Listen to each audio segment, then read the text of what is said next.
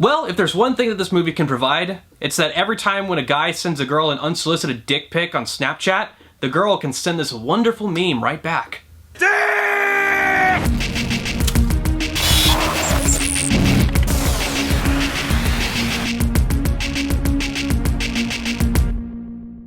Scoob is a new animated Scooby-Doo movie that was released to VOD this weekend. I actually had the time to watch it with some friends at my house.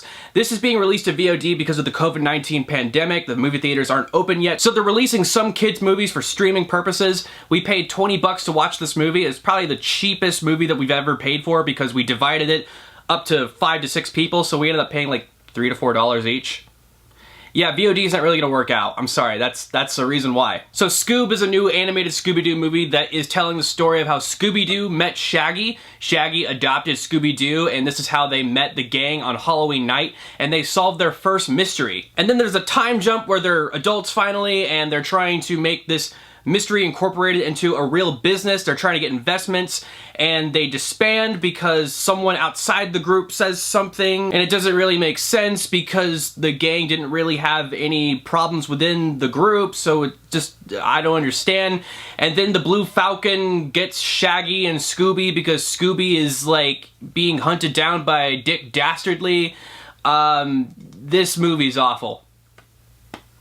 I did not like this movie. I love Scooby-Doo. I watched it all the time as a kid. I don't know why. I don't usually watch older cartoons. There's just something about the show overall, the setup, the characters, and just the Halloween spooky feel of it. It's not too scary. Anyone who has an interest in like Goosebumps and stuff like that can watch Scooby-Doo and gain some type of spooky feel to it without being necessarily scared. So shows like that and Courage the Cowardly Dog, those are one of the reasons why I watched the shows as a kid, and Scooby-Doo especially. My favorite Scooby-Doo movie to this day is Scooby-Doo on Zombie Island. I think that was a perfect blend of funny comedic cartoon style and spookiness. That's actually like probably the spookiest looking Scooby-Doo movie next to the Witch one that came out afterwards. I really do like Scooby-Doo on Zombie Island. And I also have a guilty pleasure for the Scooby-Doo live action movie that was released in the early 2000s. That was actually written by James Gunn. And after that, Scooby-Doo kind of somewhat lost its way. It had direct-to-DVD movies. There was What's New Scooby-Doo. I didn't really care for that much. I liked the simple plan intro though.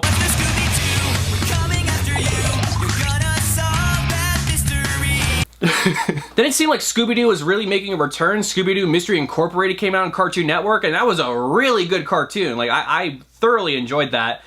And then they stopped making Scooby-Doo Mystery Incorporated. And then they started making Be Cool Scooby-Doo.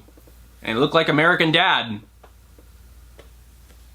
What the hell were you thinking? So this is another attempt to make Scooby-Doo relevant again. Not that it wasn't relevant before, but to make it relevant in terms of quality, and that's just not apparent here.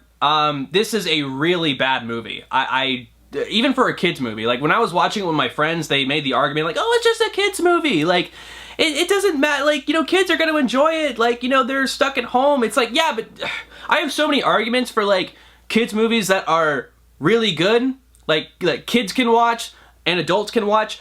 Toy Story, the Lego movie, every Pixar movie in the early 2000s, like those are kids movies that are really good and that entertain children and also entertain adults, that are smart and cohesive.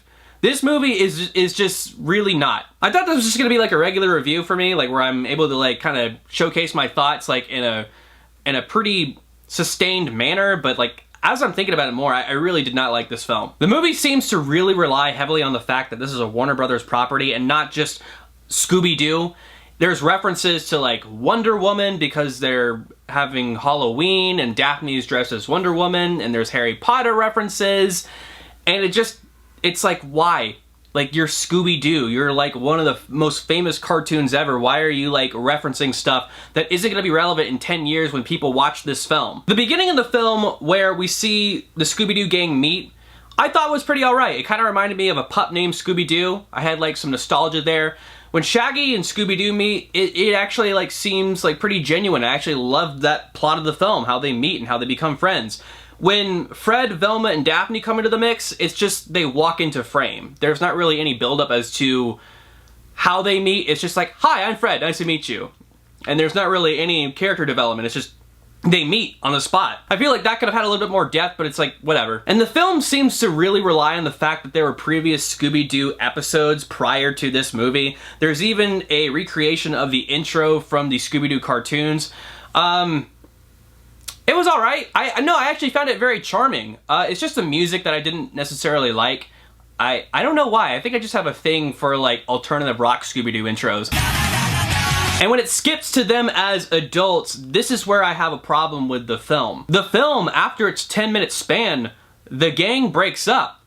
Because Simon Cowell, which that doesn't really make any sense. If you're trying to get business advice to make your own company for solving mysteries, why are you talking to Simon Cowell, who's a music judge?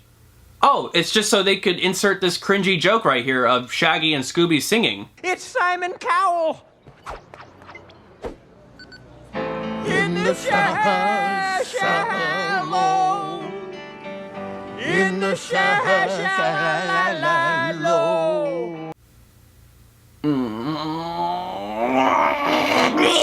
So the gang breaks up, even though Fred, Daphne, and Velma don't want Scooby and Shaggy to walk away. It made more sense in the live-action Scooby-Doo movie why they broke up. They were kind of being assholes to each other, but in this, it's like they break up because one guy says Shaggy and Scooby doesn't contribute to the group, even though he has no experience in solving mysteries. It's Simon Cowell! It doesn't make sense! It does not make sense whatsoever! What are you doing in this movie? So Shaggy and Scooby are taken by the Blue Falcon and Dynamite. These were characters that were included in the original Scooby-Doo cartoon.